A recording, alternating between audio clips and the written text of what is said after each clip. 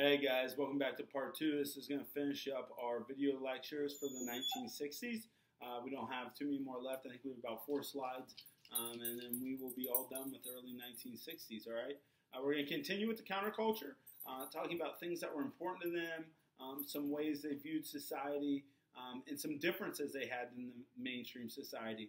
Remember, in the last one, we talked about that generation gap we left off with. Well, where are the differences that the counterculture has compared to the mainstream Americans? And the first one we're going to talk about is the changing views of love and marriage. That's probably a big area that's a lot different than mainstream America. So, the sexual revolution was a byproduct of the introduction of the birth control pill early in the decade. And so, you're seeing a lot more freedom in this area, let's say, with the hippies, because they're not afraid of having children now because of this revolutionary pill. More couples were living together outside of marriage, and more marriages were ending in divorce during this time period because people were marrying, and they were marrying at young ages, and then realizing that they weren't actually in love with each other, and so that the increase in the divorce rates start happening, and you're starting to see people saying, well, why do we have to get married? Why do we have to conform to this mainstream idea of, living in the same house, getting this binding document, going through the pomp and circumstances of marriage when we can just live together, right? It's the same exact thing, just without a document saying that. So a lot of the hippies took this kind of path. As a result, many states eased divorce laws, making it easier to get divorced. Adults also expressed an alarm at the rapid rise in the number of children born out of wedlock. So you're seeing a number of children that are being born to parents that aren't married. There's also an increase in the number of STDs because of this revolution that's happening in the freedom and expression and things like that. You're seeing people with multiple partners, and that's creating a higher risk of them transmitting a disease. If you need to know more about that, you should probably take health class. I hear Mr. Lee does a fantastic job talking about this, all right? Now, sorry, I'm still having technical difficulties, so nothing changed from part 1 video lecture. Hippies experiment with a freer lifestyle. Many hippies created these mini societies in which they could live by their own values. Many experimented with more permanent group-owned living arrangements called communes. These were very common in society, of groups of people living together, kind of not like in dorms like you see in college, but multiple people, one house, free to come and go. Other people can come in, stay in these communes, and it's not like a permanent residency for anyone. Some parents felt that by choosing such an unconventional lifestyle, their children may have been limiting their prospects for future success.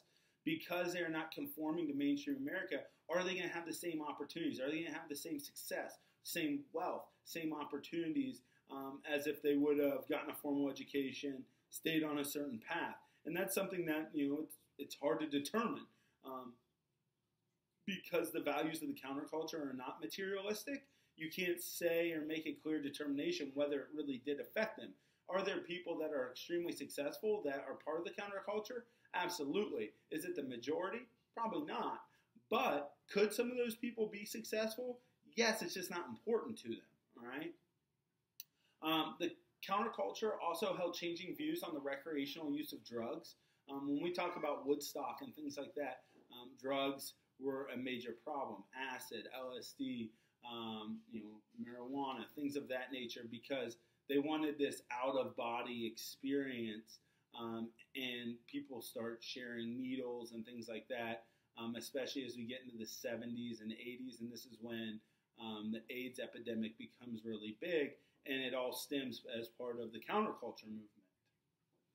The casual attitudes of young people towards illegal mind-altering drugs appalled mainstream adults. Mainstream adults are like, why would you do this? Why would you put yourself and possibly have this bad trip where you something terrible happens to you, you go and kill someone, you harm yourself because you're trying to have an out of this body experience. All right, and that's something that a lot of mainstream Americans, they couldn't comprehend why people were doing this.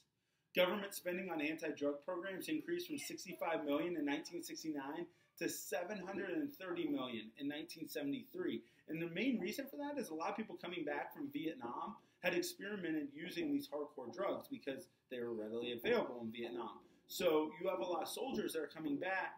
They're coming back having used these recreational drugs over there and are introducing it into society. And so it's becoming more of a widespread problem. You guys, I think they still have the DARE program in schools that is introduced in the late 80s into the 90s of drug prevention when it was really big in the United States. And it was kind of an epidemic that was happening that they were trying to control. But you obviously see a lot of money being spent by the government to stop this, to show the dangers of what can happen. I mean, hey guys, if you walk around our school and you see some of the signs that are up, and I know it's not a mind-altering drug or an illegal drug. Well, it's illegal for you guys because you're not of age. But look at the signs for juuling and stuff like that, and the education that they're trying to put out there of what can happen to you if you do this. And so you see the money being used by the federal government, by state governments, to try and prohibit these actions from happening.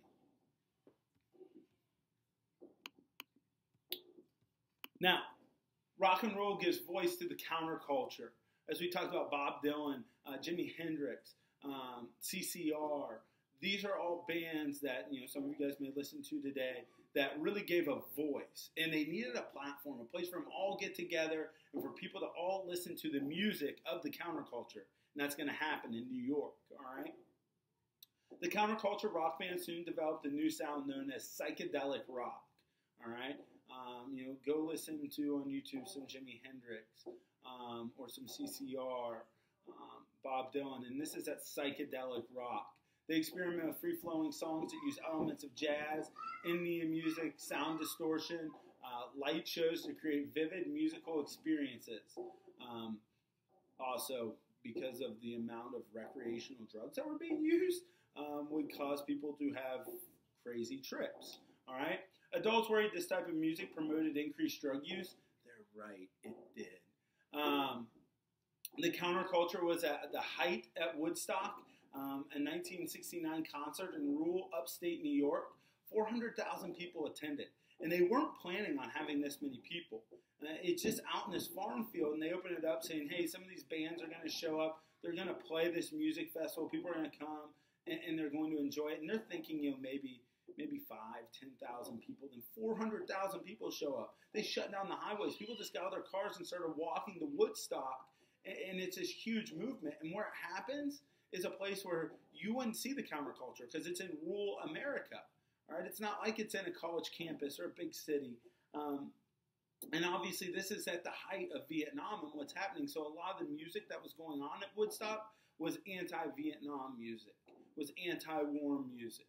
All right. Woodstock helped popularize a new generation of rock performers, and this is where they can really get their start, and where people really start to understand this psychedelic rock and really start to join in the movement of the counterculture, and it becomes more accepted. Now, these large gatherings like Woodstock, unfortunately, don't continue because a few months later, they have another gathering out in California. And people are killed at this gathering. It's not as peaceful, it's not as relaxed as Woodstock. And so they kind of disperse and no longer have these large music festivals in the 1960s because of the lack of security and things like that, and how everyone just kind of came and went. Today, obviously, you see these music festivals, 3-day festivals, things like that people can go to, but there's security there. There's preventive measures. You have to buy tickets. It's not like you just drive up and anybody can go that wants to go and it's in a huge field, right? So that's what I'm talking about. That's why they got away from the type of music festivals that Woodstock was like. I'm not saying that they got away from music festivals, as obviously you guys know they still have those today. And so we have our last one. The impact of the counterculture on the mainstream media. And this is really where we're going to finish with the early 1960s. By the end of the 1960s, the counterculture ideas and images appeared in mainstream magazines, movies, and on television. So they're starting to creep into mainstream America. Now, I'm not saying that they're popular, but people are being made more aware and they're more accepting of it. Abstract expressionism of the 1950s gave way to this pop art, which was short for popular art. Pop art focused on everyday life, cementing on consumer culture by evaluating the mundane objects into high art. So we have an image on here of a Campbell's soup can, right? It's a tomato soup can. Normal, everyday image. But when you look at it, all the colors are different, right? In normal Campbell's soup cans, white, red, that's it. Pretty plain.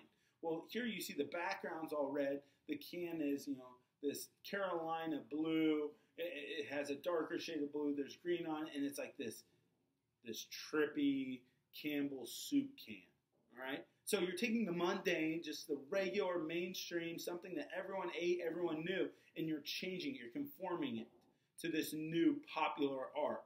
And so you would see this all the time.